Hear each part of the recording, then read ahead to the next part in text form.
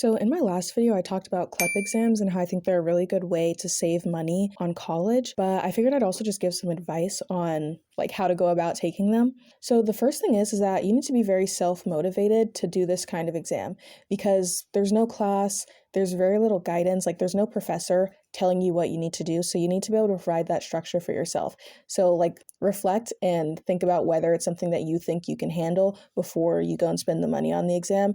For some people, it's not the right route and it might just be better for you to actually take the class. But yeah, so thing number 2 is make sure that you look up the CLEP exams on your school's website because not every school accepts every single CLEP exam. So you really just want to look it up. You should find either a web page or a link to a spreadsheet that'll tell you what exams they accept, what score you need to pass, and then also what the course equivalency will be at your university. The third thing is that I recommend picking a CLEP exam that's going to overlap with a general education credit just because those tend to transfer more smoothly. A lot of schools don't want to accept transfer credits for your major requirements, but they will for your general education credits. Then my fourth thing is that I really recommend taking an exam that also overlaps with the class that you've already taken in high school. So for me, that was psychology. I remember I took psychology my first semester of my senior year of high school, and the teacher literally told us that he was coming to teach our class out of retirement, but that before he taught a psychology class at the college level. And my first thought was, oh, so why isn't this a dual enrollment credit actually? Why am I taking this college level class and not getting college credit for it? So when I came to college and they were trying to have me take psychology again, I was like, no, I really don't want to do that. So I took a CLEP exam. And if you've already taken the class already,